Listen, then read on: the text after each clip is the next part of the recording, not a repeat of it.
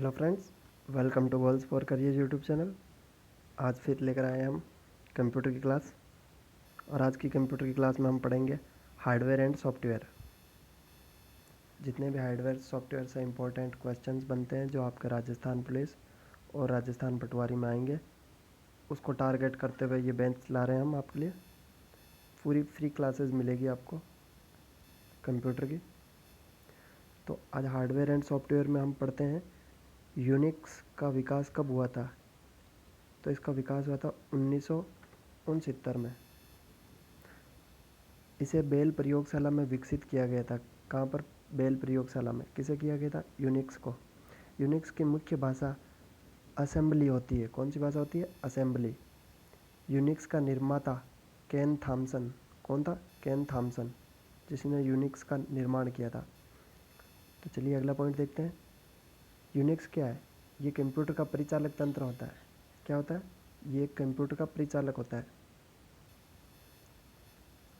Programme में त्रुटि से गलत या अनुपयुक्त परिणाम उत्पन्न होते हैं, उसे क्या कहते हैं?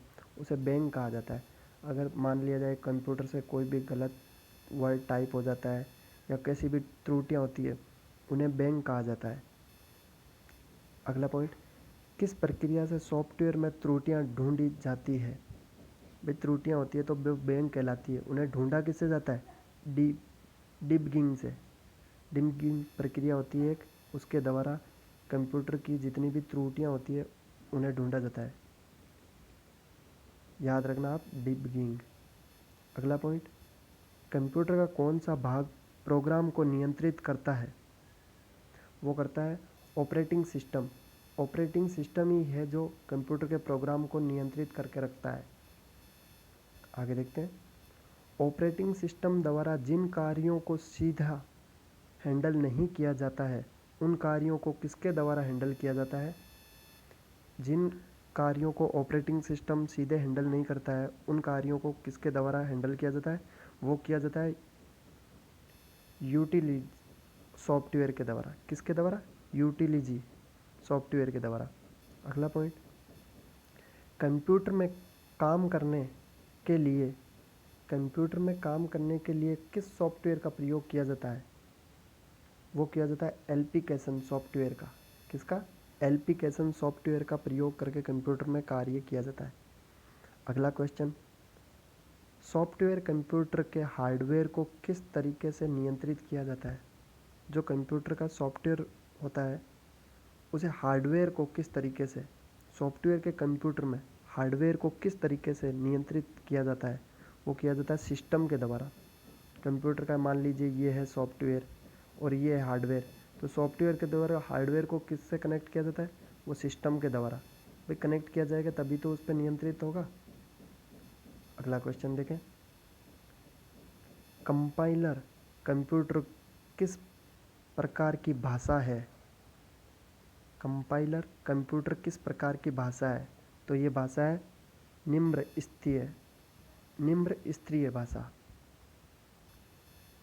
अगला पॉइंट है, उच्च स्तरीय भाषा में लिखे गए प्रोग्राम को कंप्यूटर अपनी समझ के लिए किस प्रोग्राम की मदद लेता है? कंप्यूटर के अंदर जितने भी उच्च स्तरीय भाषा होती है उनको कंप्यूटर अपने दिमाग से समझने के लिए किस प्रोग्राम का प्रयोग करता है? वो करता है कंपाइलर इंटरप्रेट प्रोग्राम की मदद से। किसकी मदद से? कंपाइलर इंटरप्रेट प्रोग्राम की द्वारा। इंटरप्रेटर देख लिया। अगला क्या है? कंप्यूटर में सिस्टम सॉफ्टवेयर का सबसे महत्वपूर्ण भाग कौन सा है? Operating system. Operating system computer का सबसे महत्वपूर्ण भाग होता है। इसके बिना कंप्यूटर नहीं चल सकता। अगला क्या है? हार्डवेयर और सॉफ्टवेयर के बीच संबंध बनाने की तकनीक को क्या कहा जाता है? मान लिया ये हार्डवेयर है, ये सॉफ्टवेयर है, इनके बीच जो तकनीक होती है उसे क्या कहा जाता है? उसे कहा जाता है इंटरफेस। इंटरफेस के द्वारा ही हार्डवेयर और सॉफ्टवेयर की तकनीक को एक दूसरे से जोड़ा जाता है। अगला क्वेश्चन, असेंबलर का क्या कार्य होता है? तो मुख्य रूप से असेंबलरी भाषा में मशीनी भाषा में परिवर्तन करना ही असेंबलर का मुख्य कार्य होता है। क्या कार्य होता है? असेंबली भाषा को मशीनी भाषा में परिवर्तित करना असेंबलर का मुख्य कार्य होता है। अगला पॉइंट, कंप्यूटर यूजर कैसे निर्धारित कर सकता है कि कंप्यूटर पर कौन सा प्रोग्राम उपलब्ध है? तो वह कर सकता है बूटिंग प्रोसेस के द्वारा।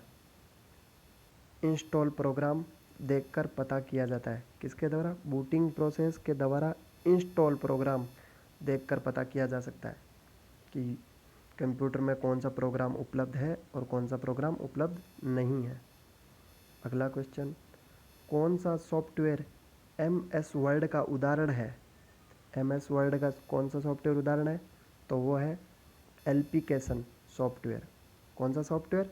Application software. अगर फ्रेंड्स आपको वीडियो पसंद आ रही है तो आप वीडियो को लाइक ज़रूर करें और साथ ही अपने दोस्तों के साथ शेयर करें जिन्हें कंप्यूटर की क्लासेस की ज़रूरत है। अगला पॉइंट, पहले से चल रहा है कंप्यूटर की रीस्टार्ट करना क्या कहलाता है? माना कि जैसे कंप्यूटर पहले से चल रहा है उसको रीस्टार्ट करना है, वो क्या कहलाएगा? तो वो कहलाएगा रीबूटिंग। रीबूटिंग कहलाएगा अगर कंप्यूटर पहले से चल रहा है और आप उसे रीस्टार्ट करते हो तो। अगला, प्रोग्रामिंग भाषा में लिखे हुए प्रोग्राम को कंप्यूटर की भाषा में परिवर्तन करने के कार्य किसके द्वारा किया जाता है? प्रोग्रामिंग की भाषा है और प्रोग्रामिंग की भाषा को कंप्यूटरी भाषा में परिवर्तन किया जाता है, वो किसके द्वारा किया जाता है? तो वो किया जाता है कंपाइलर इंटरप्रेटर के द्वारा। किसके द्वारा? कंपाइलर इंटरप्रेटर के द्वारा प्रोग्रामी भाषा को कंप्यूटरी भाषा में परिवर्तित किया जाता है। वायरस एक प्रकार के क्या होते हैं? तो ये एक प्रकार के प्रोग्राम होते हैं। वायरस, जितने भी वायरस होते हैं वो एक प्रोग्राम होते हैं जिन्हें डालकर कंप्यूटर के पार्ट्स को छेड़ा जाता है लीगली और अनलीगली। अगला, बंद कंप्यूटर को स्टार्ट करना क्या कहलाता है? तो बंद कंप्यूटर को स्टार्ट करना कोल्ड वोटिंग कहलाता है। क्या कहलाता है? Cold voting. अगला क्या है? MS पॉइंट किस कार्य से MS पॉइंट किस कार्य में सक्षम होते हैं? तो ये होते हैं डिजाइनिंग में। MS वर्ड जितने भी हम देखते हैं ना, ये डिज़ाइन से लिख दिया, ये डिज़ाइन से लिख दिया, ये डिज़ाइन से लिख दिया माना, तो ये MS वर्ड का काम होता है। अगला, चल रहे प्रोग्राम को बीच में स्विच करने के लिए किसका प्रयोग किया जाता है? तो वो किया जाता है Alt+ टैब का। किसका? Alt+ टैब का प्रयोग करके किसी भी प्रोग्राम को स्विच किया जा सकता है। अगला क्वेश्चन है, विंडोज़ विस्टा के बाद कौन सा ऑपरेटिंग सिस्टम आया था? तो बहुत पुराना ये सॉफ्टवेयर हुआ करता था विंडो विस्टा। इसके बाद आया था विंडोज़ 7 जो अभी तक चल रहा है। अब तो फ़िलहाल आगे तक आ गए हैं बट अभी ये है, इसे बंद नहीं किया गया। अगला क्वेश्चन, ऑपरेटिंग सिस्टम को कंप्यूटर की मेमोरी में लोड करना क्या कहलाता है? ऑपरेटिंग सिस्टम को कंप्यूटर की मेमोरी में लोड करना बूटिंग कहलाता है। क्या कहलाता है? बूटिंग।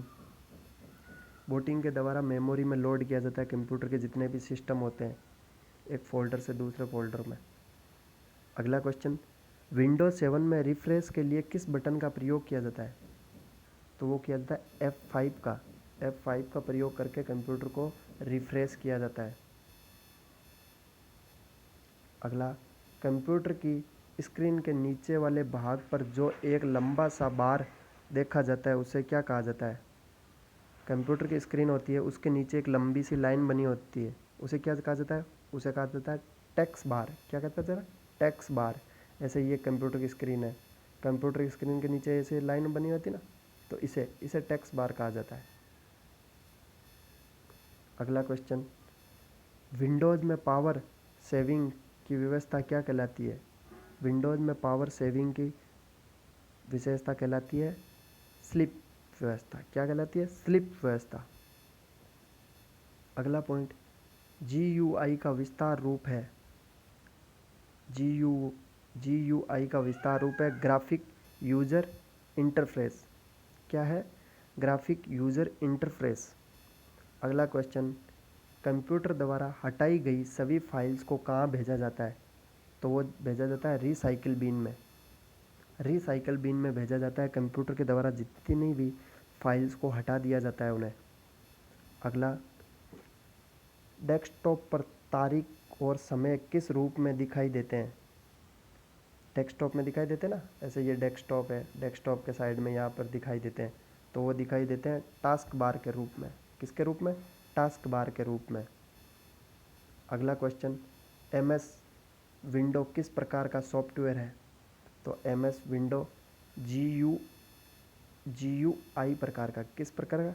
जीयूआई प्रकार का विंडो है। अगला, हेल्प में न्यू किस बटन का उपलब्ध कर होता है? किस हेल्प होती है, हेल्प में न्यू बटन होते हैं, उनमें किसका प्रयोग होता है? तो वो होता है स्टार्ट बटन पर, स्टार्ट बटन पर। अगला, डेस्कटॉप पर छोटे छोटे ग्राफिक्स होते हैं जिन्हें हम क्या कहते हैं? डेस्कटॉप होता है, डेस्कटॉप, ये डेस्कटॉप होता है। डेस्कटॉप पर छोटे छोटे ग्राफिक्स बने हुए होते हैं, ऐसे ग्राफिक्स, उन्हें क्या कहा जाता है? उन्हें कहा जाता है आई कैनर। क्या कहा जाता है? आई कैनर।